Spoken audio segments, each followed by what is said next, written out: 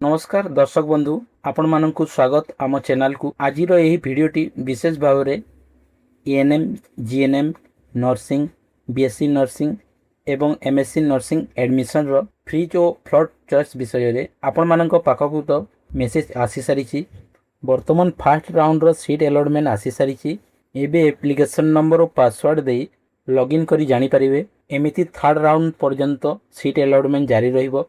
ता पूर्व आसतु जानिबा फ्रीज और फ्लड ऑप्शन कौन और एडमिशन डेट विषय में। जदि आपणकर काउंसलिंग रे सीट अलॉटमेंट होईछि एवं फ्रीज किंबा फ्लड मध्यरु क्यों ऑप्शन बाछिबे बोली कंफ्यूज अछंती तेबे एही वीडियोटी को शेष पर्यंत देखंतु जानि परिबे। प्रथमे जानिबा फ्रीज कौन।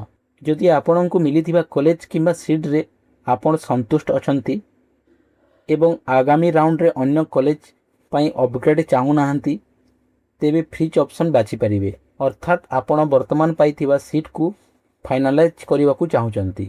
फ्रीज करने पूर्व निजर कॉलेज कोर्स एवं एडमिशन रूल्स भल भाव जांच करंतु। एबे आसंतु जानिबा फ्लोट कौन। जदि आपण को वर्तमान मिलिथिबा सीट ठीक लागुछि किंतु आपण प्रिफरेंस लिस्ट रो ऊपर दिगरे थिबा अन्य कॉलेज मिलिबार सुजोग चाहूँगी तेबे फ्लोट ऑप्शन चूज करंतु। जदि आपण को मिलिथिबा सीट रे ही एडमिशन नेबा को चाहूँगी तेबे फ्रीज करंतु।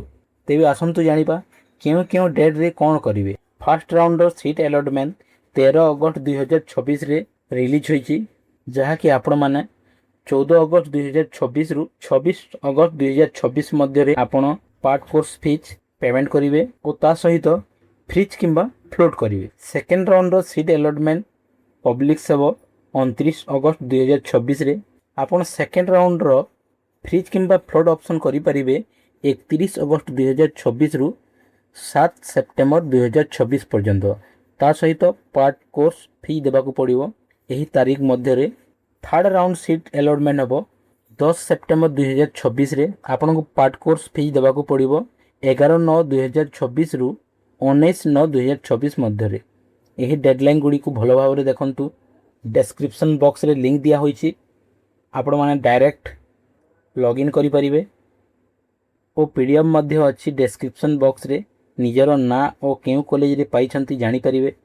एमिति इन्फॉर्मेशन पाइबा पई चाहूतिले चैनल टी को लाइक करंतु, सांग मानंग सह शेयर करंतु एवं बेल आइकन रे क्लिक करी सब्सक्राइब करने को भूलंतु नहीं।